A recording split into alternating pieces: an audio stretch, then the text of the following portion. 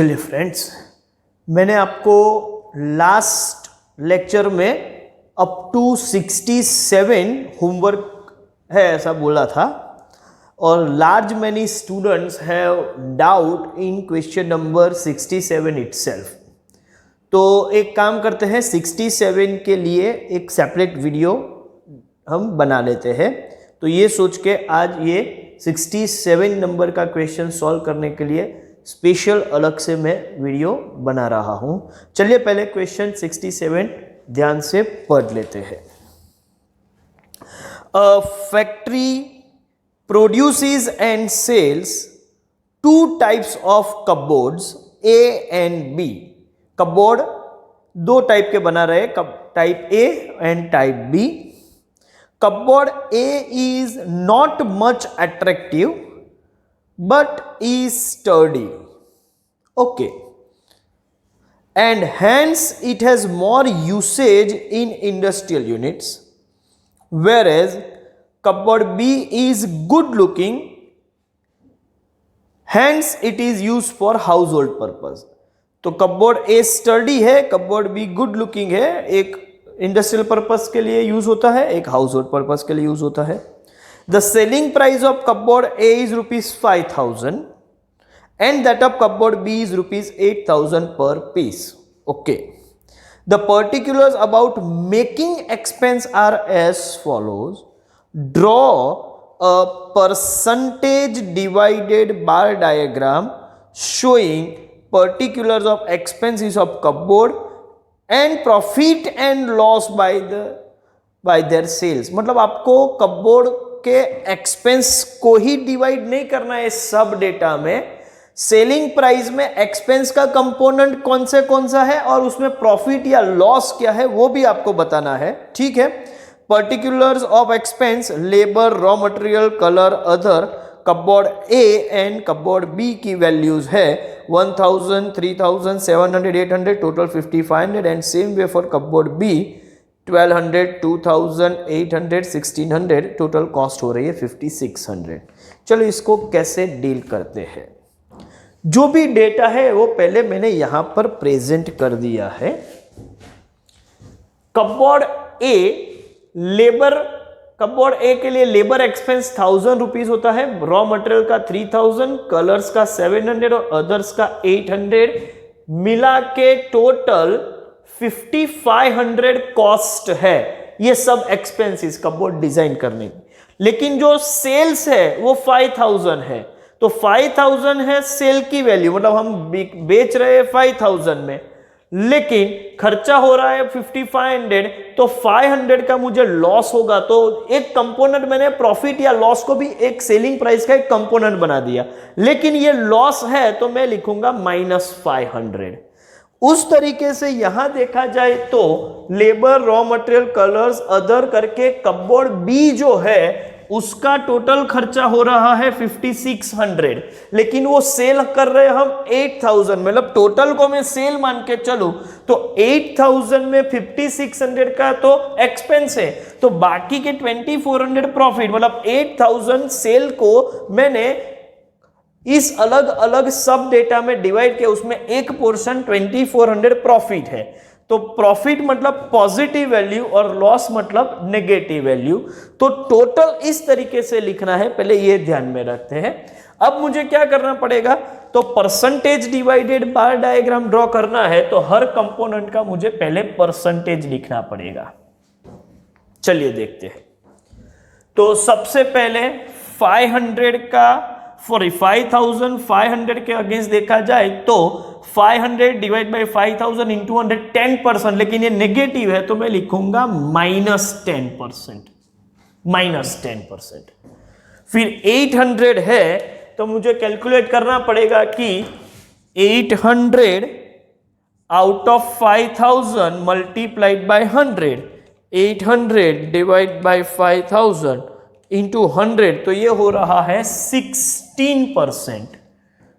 700 divide by 5000 into 100, तो ये होगा 14%। फिर 3000 डिवाइड बाय 5000 इंटू 100 तो ये होगा 60%, एंड 1000 डिवाइड बाय 5000 इंटू 100 तो ये होगा 20%। चलिए अब ये सबका मैं टोटल करूंगा तो टोटल 100% हो गया, ठीक है। अभी क्यूमुलेटिव परसेंटेज से हम बात करें तो बात कर रहे थे बॉटम टू टॉप, तो उस हिसाब से ही हम जाएंगे। एक काम करते पहले कपबोर्ड बी के भी परसेंटेज निकाल लेते हैं।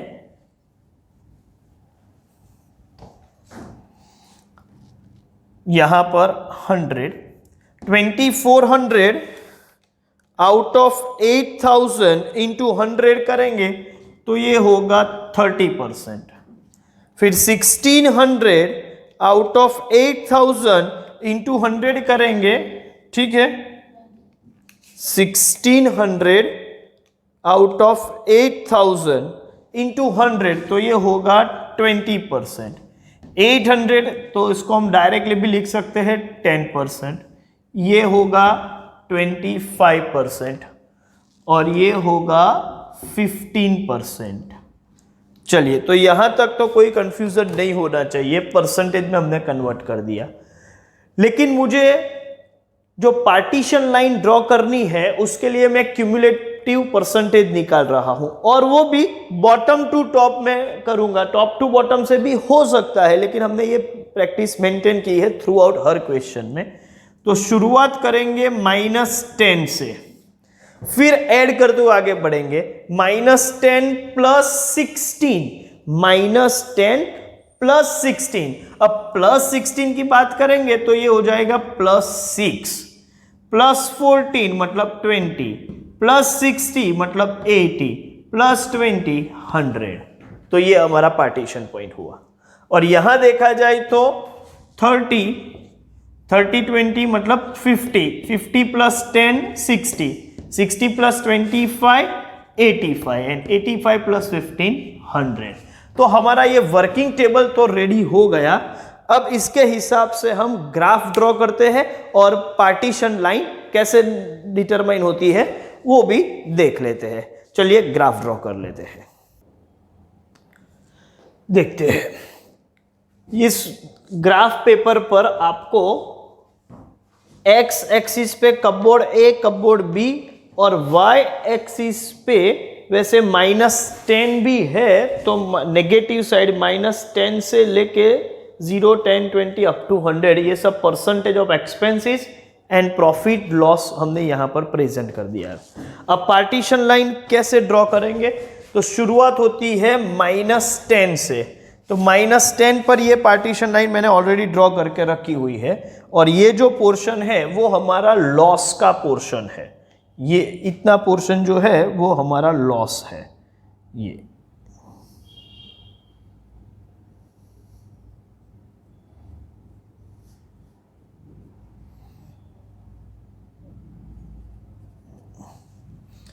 उसके बाद 6, तो अभी 0 और 10 के बीच यहाँ 5 है, 5 से थोड़ा ऊपर मैं 6 ले रहा हूँ। सपोज ये पोर्शन पर 6 है ऐसा मान के चलते हैं, ठीक है।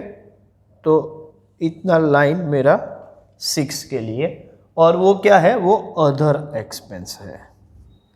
उसके बाद 20, ये रहा 20 से मेरा एक पार्टीशन लाइन ड्रॉ करेंगे, ठीक है।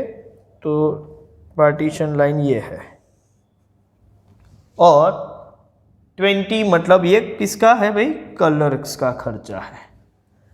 उसके बाद रॉ मटेरियल 80 तक जा रहा है, तो ये 80 पर मेरा पार्टीशन लाइन आएगा। तो ये हुआ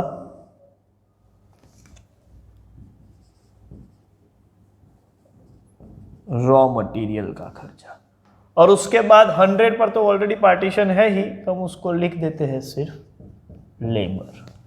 तो टोटल कपबोर्ड जो है उसका ये लॉस वाला पोर्शन जो है उसको देख के बाकी के सभी कंपोनेंट किस तरीके से हमने कवर किए वो आ गया। कपबोर्ड भी तो काफ़ी सिंपल है, 30, तो 30 के अगेंस्ट अपने को सिर्फ एक लाइन ड्रॉ करनी है, ये 30 वाला लाइन है, ठीक है।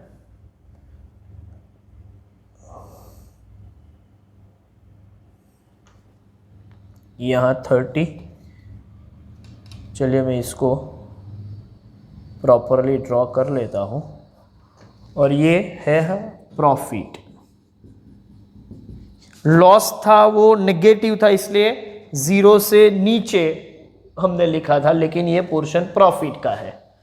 50 पे अदर, तो ये 50 यहाँ पर कहीं पर 50 है।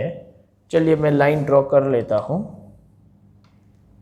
पार्टीशन लाइन 50 का, ये अदर। उसके बाद 60, ये रहा 60, तो ये 60 के अगेंस्ट हम एक पार्टीशन लाइन ड्रॉ कर लेते हैं। और ये है कलर्स। फिर 85 रॉ मटेरियल। चलिए 85, तो ये 70, 80 और 90 के बीच में यहां पर कहीं पर 85 आएगा, तो ये पोर्शन मोर और लेस इस जगह पे है 85।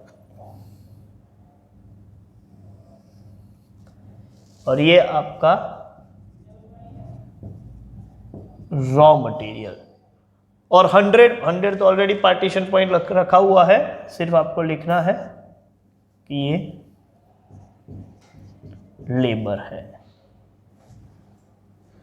तो टाइटल में लिख दो भाई कि percentage divided bar diagram showing components of